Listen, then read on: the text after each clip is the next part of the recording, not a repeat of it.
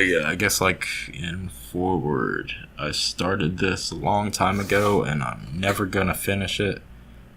And I mean, I think it'll be the reason will be obvious enough why I never finish it. But yeah, it might be helpful. I don't know, man. I hope it's helpful. That's all I really care to say, man. Okay, I guess the number one thing is learning hiragana. And yeah, sure, there's a shitload of them. Some of these sounds are absent in Japanese, so it doesn't really make the sound that you might expect from the chart. Like it says this one, it's she, although in the chart it's in the place that would be C, a sound that doesn't exist. Same thing with chi and tsu. See a word like tsunami. We always say this word like there's no T at the beginning, but in Japanese, I mean, you really pronounce the T. It's tsunami. There's a lot of hiragana, but you learn the most common ones first, the ones that show up all the time. I'd say the two to start with is te and ta, because they kind of look like a capital T and a lowercase t. From there, you add these two little lines and you get the dakuten. So instead of te and ta, you have de and da. And in general, this kind of matches up with what they call voiceless and voiced. Voiced uses the vocal cords, that's why they're more dull and vibrating sound, and then these are articulated by expelling air. They end up being sharper sounding. Examples here, you have unvoiced versus voiced, so pin versus bin, ten versus den, chin versus jin, coat versus goat. It doesn't match up entirely, but it's pretty close for the most part. I'd say here this special group, because ha, ba, pa has this called a han dakuten, only shows up in this group, ends up with a P sound. Where you find it on this chart, you have ha, he, fu, hey ho. That's a bobby, boo, bebo, poppy, poo, bebo. And this part is a fucking F sound and not an H sound. Aru and Iru will either translate to is or there is. And Japanese has a distinction between living and non-living. Gotta learn the difference, because it matters. Yeah, okay, suru verbs, you add them to all these kanji nouns, and that makes a verb out of a noun. I mean, yeah, you see here, I mean, you have handshake, then it's like, do a handshake, or however you want to translate it, really. And a lot of times these are Chinese words. Different verb endings here, it's like ru, ru, ru. Like, the last one's always going to end in an oo sound, but yeah, you have oo, tu, ru, ku, gu, boo. They're all going to have different rules, although they're not super different, although I have suru and kuru. They're kind of considered their own endings. Okay, here is like some basic verbs: iu, kiku, nomu, hanasu. And then they're all going to follow certain rules to end up with the te form. So you get this one's ite, and the little tsu symbol is smaller, meaning a double consonant instead of itste. And okay, so the first group, these three together, they're all going to function the same way. Put a little tsu, and then a te, so it's a double T sound. Katsu to katte, neru to nette. Kiku ends up ending in ite, so from kiku to kiite. And it makes a long vowel sound, so it's different than kuru becoming kite. This is kite, this is kite, this is kite, this is kite. Yeah. So long vowel literally means a long vowel. I mentioned the voiced and unvoiced, and it's kind of similar here because you have gu ends sort of like the ku, except with a de instead of a te. So the same with these kind of voiced or nasal sounds, it's going to end up with a de instead of a te. So nomu, nonde, asobu, asonde, shinu, shinde, isogu, isoide. These verbs, it's kind of like an ing ending in English. You know, iu, ite, in the past tense, ita. Kiku, kite, kita. nomu, nonde, nonda. Hanasu, hanashite, hanashita. And often enough you can just see these written out in hiragana with no kanji, but sometimes these kanji verbs, the kanji part of it is more than one syllable. So you can see here it's hanasu, hanasu, hanashite, hanashita. Not a big deal, but yeah. Okay, back to these basic verbs. Aru for objects, iru for living things, suru for do. Just some example sentences. Koku ni hon ga aru, so book here. Neko ga iru. There's a cat's a living thing, say iru. Suru, nani o suru, do suru. And then there was the akushu suru. Akushu means a handshake, say akushu suru, it means to do a handshake. And there's plenty of verbs like that. Okay, the thing here is that a verb ending in iru or eru doesn't work the same as a verb just ending in ru. So that's why iru just goes ite and ita instead of atte, atta. And then suru ends up becoming she for some reason. You get shte and shta. The polite form thing is just to add mas, and then all of these are going to end up, you can go from the mas form into a te form or past tense about the same way you do with suru. So yeah, aru, arimasu, arimashite, arimashita, imasu, imashite, imashita, shimasu, shimashite, shimashita. Saying des or da or de, it's not considered a real verb, although it sort of takes the same patterns. So, called da, the basic verb, is, am, are. De is like the ing ending, and then datta per past tense. Okay, so we got an inanimate object and a living thing here. It goes basically the same way. This is ha, but it's pronounced wa because it's a particle. Somehow, even though this hiragana is pronounced ha, you get used to being able to tell that it's not part of a word, it's just being put there as the particle to show what part of speech it is, to show whether it's object, subject, or whatever. Ishi de wa arimasu, ino de wa imasu. So, des is said to be a contraction of de wa arimasu or de wa imasu. So it's like taking this long sentence and make it short, because it's just ishi des. Inu des, although it's kind of weird because we just said de is like the ing form being, so it's like saying there is a case of being stone, or like there is a case of being dog. This is considered the polite form of this, which is just plain enough, ishida, inuda. Japanese has some really redundant expressions here, like ikanakute wa naranai or ikanakereba naranai. If you really break this down, it's like you say not going, make that the topic, and say become not. And where you say become not going, not become not going.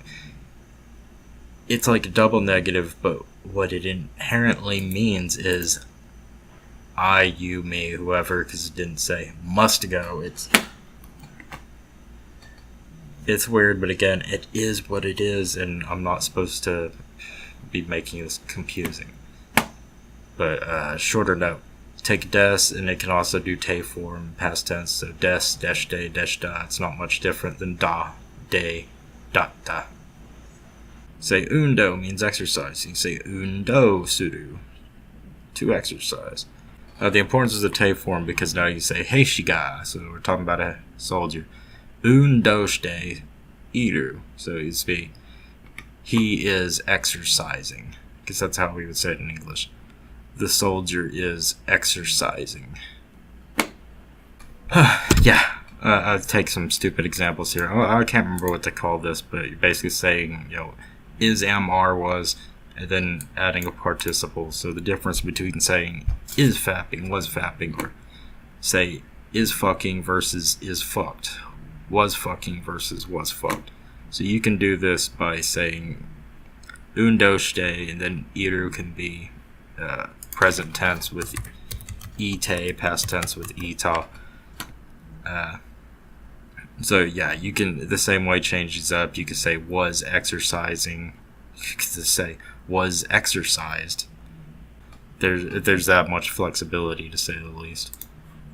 I made one more example here, just with a inanimate object. Use aru instead of iru. Ido movement. Ido shite. Kurumaga ido shite aru. These things are so common where you say shite iru or shite aru that they just kind of blend them together into a single word. So you're likely enough to just see it written as shiteru, and that means the same thing, even though it no longer distinguishes between animate and inanimate. Okay, I guess I just said the next thing was particles, because when you have a language puts verbs at the end of a sentence, it's going to have particles to mark whether things are subject, object, or whatever. So you have wa, and it's just broad topic, whatever you're talking about. Watashi wa ikanai. So we just took iku and we changed the u to an anai. So iku to ikanai. Ga marks a subject. It's not really that different than wa. So you could basically say you can use wa with like an entire sentence where ga is just going to be like one noun or whatever. So here you have tori ga naite iru. So we took naku and we changed it to naite. You could go negative like this one. Just the ku is going to become kanai. Just u goes to anai. Naku to nakanai. So actually, you could also change the iru to negative here. You could say naite nai and say it's not chirping or singing or whatever. You have wo, and you usually don't hear the w sound at all. It just sounds like o. Say ishio nageru shimbu no yomu. Yeah, again, just marks the object. There's not much else to it. Okay, you have no. It either means of, or you can think of it as an apostrophe s. Tomu no chichi, it's Tom's father, or you could say Tom of father. Yeah, this image is shit quality, but or we say Legend of Zelda, it says Zelda no Densetsu, and then Ocarina of Time becomes Toki no Ocarina. It has some other uses though, like putting at the end of a sentence, it can either make something sound more feminine, make it sound like a question, make it sound less direct, less of an assertion. Watashi wa ano hito ga suki nano. Sonna koto shiranai no. Even there, you could say it hasn't gone too far from the original meaning. It's just get used to it. I guess you get used to it. You don't have to think that much about it. There's something else, is like, say a sentence usually ends in a verb, and you just say no. Whenever it ends in a noun, it becomes nano, because otherwise it would sound like you're saying, of that noun. Yeah. So yeah, you can say ski. It's not actually an adjective. It's a noun. Ski is just a thing you like. Ski des. And so here, yeah, if you said ski no, it sounds like you're saying of that thing. Instead you say ski na no. But yeah, only girls say that shit. Ni basically means to or at. More often means to, but say ane wa Osaka ni sunde iru. So living is. Say Osaka ni to or at. Big sister living at Osaka. More often it means to, but I guess it kind of matters what kind of verb you're using. Say asu tomorrow. It's just mingtian or whatever. Kyoto ni iku. And it also gets used with time, just like this one. You have hachiji ni. Here you have ichiji ni. So ji just means what hour on the clock or whatever. Yeah. I don't think it's all that different, but here you have byoki means sickness, and you say byoki ni naru. Naru means become. It means get sick. Yeah, in English we always say, get sick, get rich, get well, etc. And they're going to say ni naru, so blank ni naru. There's the, what do you call that, like passive verbs? Say passive versus active. It's not that complicated, it's going to have this different kind of verb ending. Here you have kare ni damasareta. So they took this verb, damasu, meaning deceive. They changed it to damasareru, be deceived, made it past tense with damasareta. Kare ni damasareta. You could say that's a little bit more advanced, nothing to worry about initially. So really importantly is because it can make adverbs out of a noun, kind of the same way you use suru to make a verb out of it. So kare wa jouzu ni oyogeru. So jouzu ni, just the part saying that he can swim well. It's like upper hand, high hand. I took 3 more examples of okane ga hoshii, watashi no eranda hon, kare wa piano ga jouzu da. Let's start with the first one. Hoshi is an adjective, not a verb. Like we put here, I want money. But it's rather saying money is wanted, desired, something like that. You always know an adjective because it's going to end in e or she. We have tadashi, atsui, samui. Similarly, in English, we can take an adjective quick and add ly, make it quickly, and now it's an adverb. In Japanese, you can do this by just changing the e part to a ku part. Okay, in Japanese, you have these 2 words, hayai. One means early, the other means fast. They get used pretty interchangeably. Because, I mean, dude, it's basically the same word. Kare wa mimi ga hayai. Kare wa ashi ga hayai. When you have his ear is early, his legs are fast. Change the e to a ku and make it an adverb, and yeah. Hayuku kinasai. Kare wa totemo hayuku hashiru. It gets weirded because then adjectives can be past tense. We have bus wa 2分早かった. They fucked up with the furigana here. That should be haya, not ha.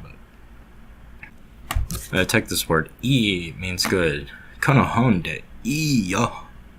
The more appropriate way to say this is yoi. Although it's not that different. Kyou wa tenki ga yoi. And yoi can become adverb with yoku. Yoku namurimashita. So yeah, it really just slept well. It's just the e part becomes katta, and it's yokatta. Watashi wa un ga yokatta. It's where it says I was lucky, it's just talking about yourself. Talking about your luck. Past tense good. So then these, you take the adverb part, just add nai to be negative. Sono niku wa aji ga yokunai. So yeah, that meat tastes not good. Since nai ends in the e ending, it can also change that to katta for past tense. We've made it pretty complicated now because it's past tense negative. Watashi wa kanojo to wa aishou ga yoku nakatta. Fucking moving on to the next one. Eranda hon. So arabu means choose, and that can go te form or past tense with erande, eranda. It can be past tense by changing the u to anai, erabanai. Of course, you can take it even further with this shit. Erabanakata, erabanakte. What the fuck you want to call this shit? Past tense negative adjective and a negative adverb. Yeah, most likely with verbs, they're going to do this past tense thing. They're just going to kind of state that exists. Erabanai des. Erabanai deshta. Erabanai de. So what's going on here is you can use these to describe a noun in the middle of a sentence. So in this way, you can say verbs don't only come at the end of a sentence, they can also be part of a phrase to describe an object. Oh god, yeah, I mean, you can even think of like porn titles or something, the way how a Japanese title ends up really fucking long. And this, boring world or concept of dirty jokes does not exist. And world is this word right here, sekai. So this entire thing is describing the world. It's really backwards from English for sure. Taikutsu no sekai is boring world. Zone Sonzai nai means exist not. Gainen, I guess that's just means concept. Shimo neta, really don't know what that one is. Oh, here, shimoneta, Japanese vulgar slang, dirty joke, etc. Shimoneta to you, gainen, describes the gainen. A gainen called shimoneta, not existing, boring world. Holy fuck. What a mess.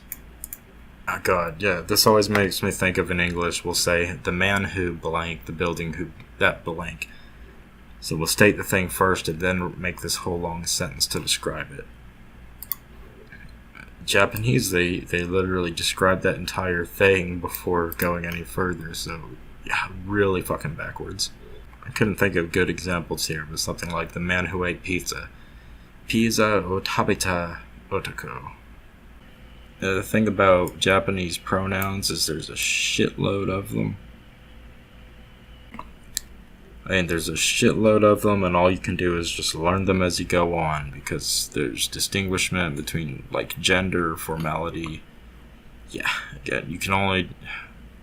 You just learn those as you go along. Basic ones. So, most basic one's gonna be watashi, anata, kare, and kanojo. Chaga hoshii desu ka? I mean, they don't even say pronouns half the fucking time, so... They have two words for thing, depending on whether that's whether it's a real thing that you can touch, or whether it's a thing as an idea. So, kare ga itta koto wa hontou da. So, you know, the thing he said was true. Holy shit. I'm remembering, well, I'm never going to finish this. When it comes to learning kanji, I mean, not bad to start with kanji. I mean, first three numbers, I mean, it's literally just the number of lines. You have 1, 2, 3. Then you get this fucking thing. And whatever this is. And, yeah, they kind of, from that point onward, they start getting kind of weird.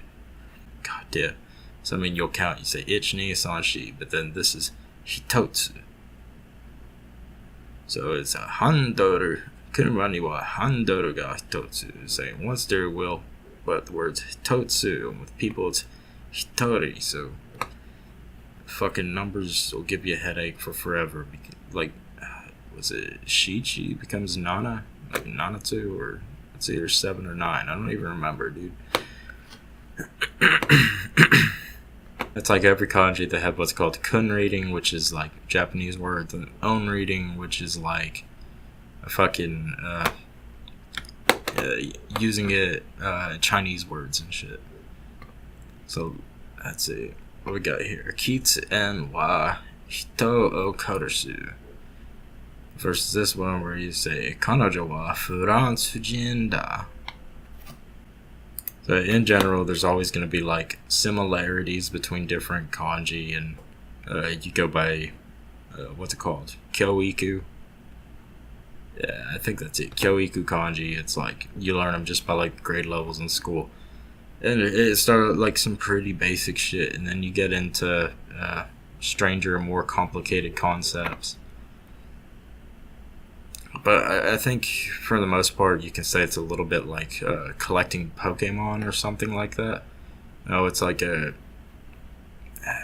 get more of them, and they always end up having combinations with each other. So it's like you learn one new character, and that gives you like 20 new words. And at least, I'm really fucking biased, but I think Japanese is way better than Chinese, at least. Like, way less of a pain in the ass, and a lot more fun. I mean, what is, like, Kyoiku, grade level 1, and this really is, like, some basic shit. There's some stuff that's just kind of oddball, like dog, but it's because it looks just like this other character with one extra mark. These things are going to be really simple, like fucking 3 or 4 strokes, and also that they're just combinations of other character. Like here, name, you have this box meaning mouth, this thing meaning night, day, add a little mark for white, add a top thing to it for 100. Here you have this meaning stand. Add that to day to mean sound. They're just entirely combinations of shit. Here you have key. It looks like a tree. 2 of them woods. 3 of them is a forest. I mean, it just means more trees, really. And this other shit gets kind of weird because, I mean, what is this? This is Mark is a person, but like at the side. So I don't know, person at the side of a tree. What's he doing? Leaning on the tree, having sex with it, something like that. So I guess you want to say you don't want to be intimidated by it. It's like, yeah, it takes time, but it's totally worth it. And it can be fun too. Just gotta start somewhere.